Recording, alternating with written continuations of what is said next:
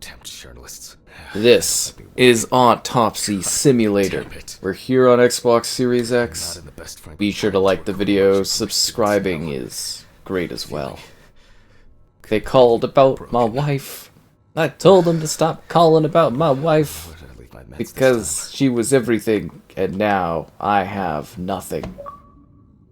Except for this closed window, because was it a draft? Wow. You get gamer score for everything. So this is a game where you can, I guess you can play in a couple different ways. You can do the story, which is kind of what we're doing. Or you can kind of just do autopsy stuff. So we're just going to be doing autopsies. And, my dead wife. I feel like that's the major driving point for a lot of dudes in these, like, stories is like, oh, you know, my wife's dead. Check the bathroom for my pills. It's like an old, sad shack outside. Where is the, where's the bathroom? No, storage is literally storage. It's not even like a finished room. Is there like a sprint? This is a seriously sad bathroom. This is genuinely just a depression quest. So you play a middle-aged pathologist whose life has taken a turn for the worse. Their career downfall lost your beloved wife. You live each day shattered and exhausted. I live each day shattered and exhausted too. Whew. One day during a routine post-mortem, you find yourself a relic of a past hidden inside a body? How it feels like something just won't let go? Is this a horror game? Oh, and there's a censor thing too, so you can actually, like, turn that off if you want to see some, like, you know, stuff.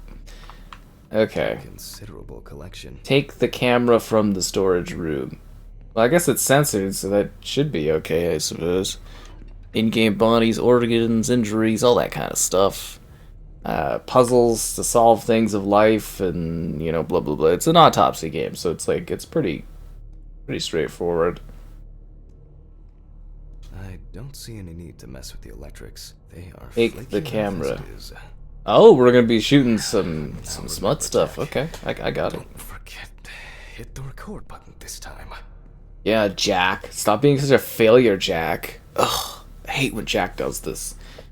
So anyways, this game has, like, heavy visual stuff to it, so, like, there is, display-wise, like, turning off the film grain might be kind of interesting for you, but there is also, like, a nudity sensor in the general settings that you can turn on or off.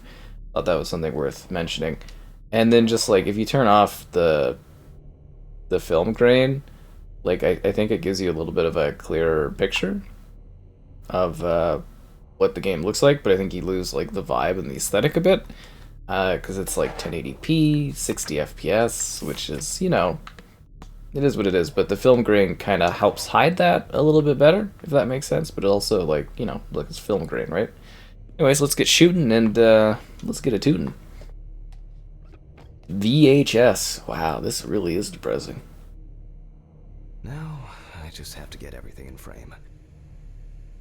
Oh, yeah. This should be fine. Let's start recording. November 20th, 1991. That takes me back. 43 p.m. That special place. But if I stay too long, This autopsy probably break down and cry.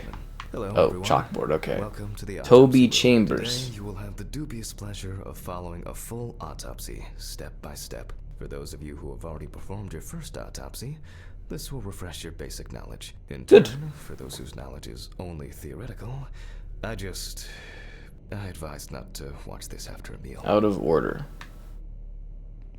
Take a look at the chalkboard. I am? Yep. I'm looking at the chalkboard. Is there another chalkboard I'm supposed to be looking at? This chalkboard. Okay, should have clarified there. Let's start. Always wear an apron, mask, and gloves. Goggles are a must when the job is splashy. And in case of sharp accidents, it's worth having disinfectants at hand. It's true that you won't get ptomaine poisoning straight away, but if your liver or kidney aren't doing well, you may end up with diarrhea. Ugh. The cadaver is placed on its back on the autopsy table. The pathologist stands on the right of the deceased. Make sure that all the necessary tools are always at hand so that you don't have to run around looking for something like I do all the time. In the process of revealing and securing forensic this is such a grim job. I don't think I could handle this stuff. Deceased. Written and photographic documentation plays a vital role throughout the entire examination I process. keep getting all these weird simulation jobs in my gaming career now. Research, be patient, inquisitive, but above all, attentive to detail. Many entries are visible at first glance, but sometimes they can be cover for more interesting stories. And lastly, remember that nothing teaches you self-narration like working with the dead. So get used to that fact soon. Everyone will think you're talking to yourself. Now, onto the police folder. That will contain all sorts of pertinent information as to who the deceased might be and what potential. Where's the police folder? So, let's take a closer look, shall we? We have a donut? I wasn't sure it would amount to anything, but the world... It was the happiest day of my life.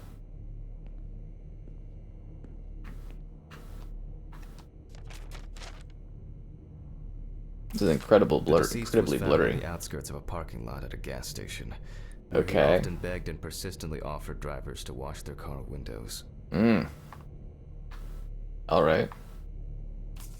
The deceased's name is Tobias Chambers, locally known as Old Toby. Signs of libation were found around the body. Empty bottle. He worked most of his life at the local port dealing with it. The body was noticed by a station employee during the... That's it. It's worth remembering the context around the scene of a death.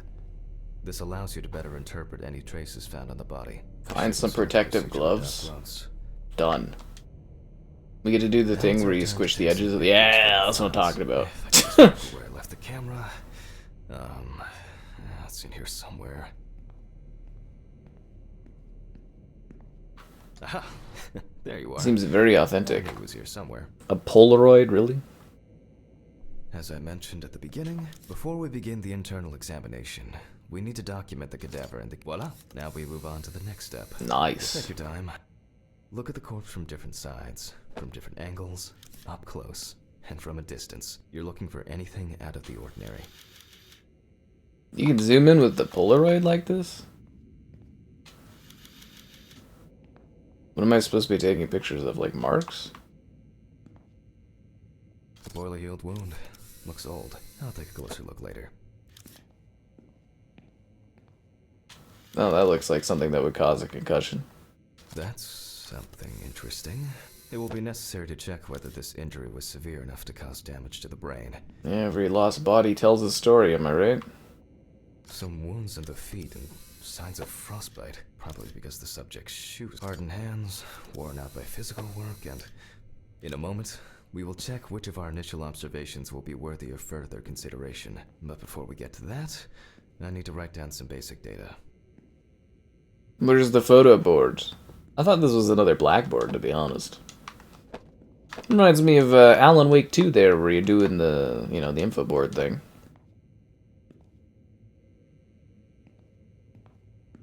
Perform the autopsy. Personal information.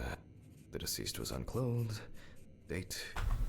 Okay, as you can see, I note everything down on previously prepared forms. Every pathologist must keep a detailed record of every step of the autopsy. This not only allows you to track the procedure, but also collates the results together, upon which you may back up your conclusions. So, enough of the boring prep. Let's begin by taking a closer look at the spots I photographed earlier. For this, you're going to need a magnifying glass.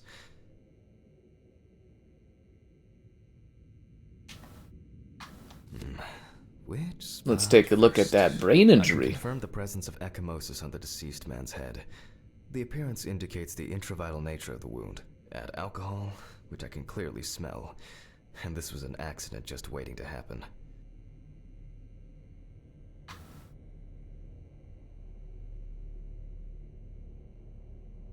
Here we can see frostbite on the fingertips. We can tell by the characteristic skin color.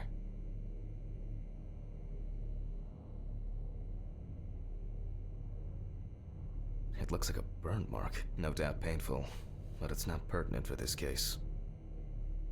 Okay. Definitely a painful mix of frostbite, abrasions, and blisters. Old Toby had been wearing shoes too small for him for a very long time. That's if he wore any at all. He's gonna lose those toes regardless of what happened. There are a lot of superficial wounds, but only one serious injury to the head. Let's go back to our notes.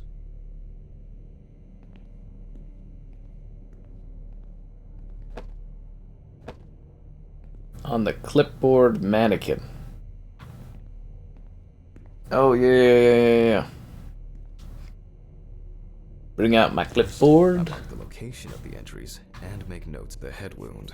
We're not in frost if Toby's body, even though this type of wound didn't contribute to the deceased's death, we're still required to record it. As you can see, we don't have much to go on. Let's write down what preliminary causes of death we can think of.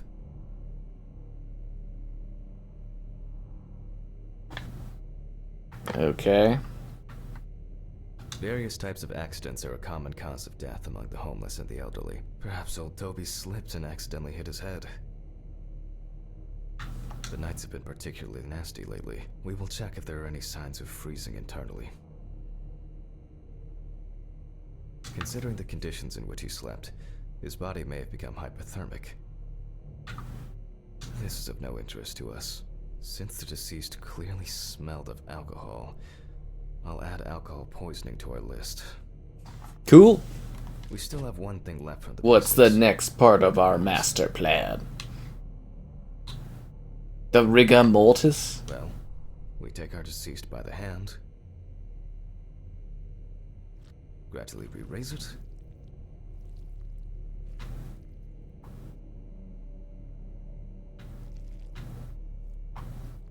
He's still alive! That would be a fun little bit if it was something just came alive randomly. now let it go. As you can see, the hand falls loose. What's the conclusion? Death must have occurred more than 72 hours ago. The police information appears correct. Cool.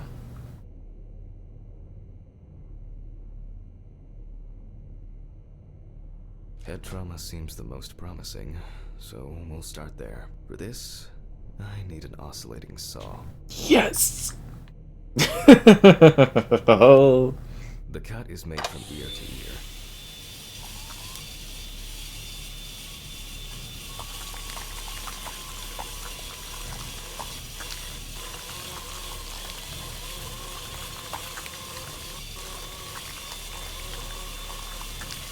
After which, we remove the skin and the top of the skull. Remember that time I was a mad scientist simulator. After the basic examination, we can see that the brain's cerebral gyri Ooh, it's so and squishy and hemispheres are bubbly. symmetric. The brain looks good. Let's It's kind of funny to think of yourself as something that's like a bunch of body parts when you just think of you as you, and then like you see something and it's like, this is inside of me, but it's like kind of different, and you know, Some pathologists prefer something to think examine about. organs without It's removing amazing how them. we function and we're just a bunch of like squishy It's bits much thrown more together. convenient to examine the body forward. It really is kind of weird. Seriously, just a bunch of squishy stuff. How does it all work? How does, like, you know, well, I mean, we kind of know how it works, but like, it's a legitimate question, right? Because it's just like, how does it work? Why does it work like it does? I don't even think we have all the answers yet, honestly. Holding a long, narrow blade knife in the dominant hand, we slowly cut the cranial nerves on both sides. Oh yeah, it's gonna cut nice and easy. You know, this kind of reminds me of, if you ever watched iZombie, where she's doing all these brain recipes. So far, so good. The hematomas. I miss that show. No Got a little ridiculous, but I miss that show. My head. Oh, I can't think straight. Is it because his head's gone? Where are my pills? No. No. This is very unprofessional in front of the camera. Spinning. Pills. I have to take pills. What's in your head? Thought we took all the pills. It's a tough job, you know. It's a depression quest is what it is. Shouldn't you, like, take the gloves off and stuff? Ugh, whatever. That's addiction, guys. It's addiction.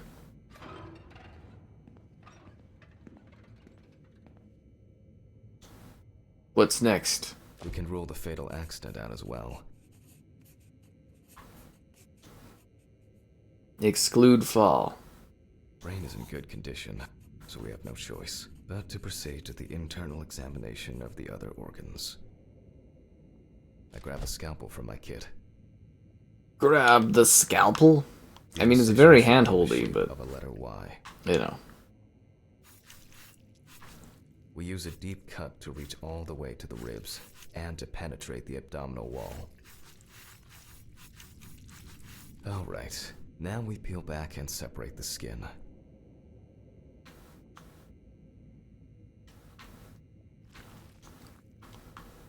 Oh yeah, that's what I'm talking about. Ew. I don't think I cut it very well. Now, we need to remove the ribs. We'll need the loppers for this. Select the loppers? Jack the Ripper? What does this remind me of? I swear I've done a game like this where you cut in like this. Cartilage tissue, we instantly notice two things. Firstly, there is no congestion of the internal organs. This means that although the deceased was... Think he's gonna wake up again? Didn't kill him. Secondly, the deceased smoked like a yeah, this look pretty like cancerous lungs wise. Ugh, smoking is so bad for you. You can see widespread black and tarry deposits caused by... Despite the tragic condition of the lungs, they are not the cause of death. Alice smoked too. It didn't kill her, but... what was I talking about? Lungs. This guy's losing his mind. Advanced inflammation.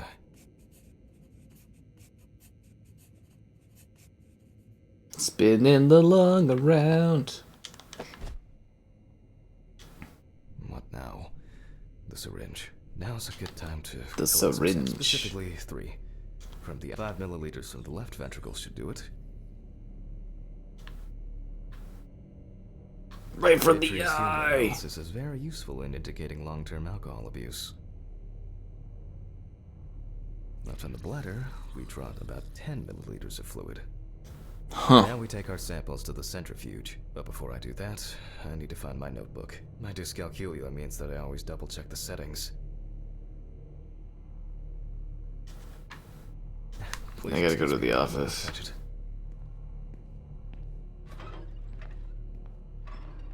Got a bad feeling about this. I feel like I've done an autopsy game recently. They definitely pay me too little for this. Awful. It would be good to finally repair the coffee machine. Retrieve the notebook from the office. How to break out of this exile. What's this? Oh, the lipstick. Heartbreaking. Wednesday. It's not my favorite day, although it's certainly better than Monday. Is this where is my... Oh, that's my notebook. Thing is covered in stains. I should check this out under the microscope sometime. Do you think there's something in the drawers? It's weird that you could open all these drawers for no reason. Use the centrifuge. Alright. Done. Let's get back to the examination. We put all of the samples into the rotor.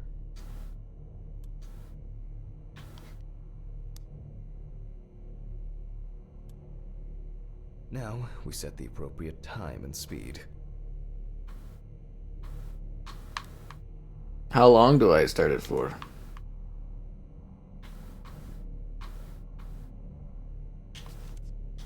"15 minutes, 70%. Okay. I think I might have read that wrong, but whatever. Okay, let's roll. No, that was right.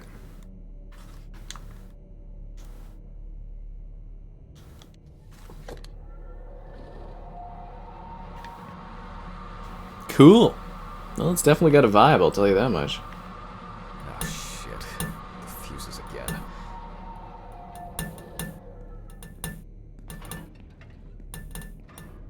Well, this is a horror show.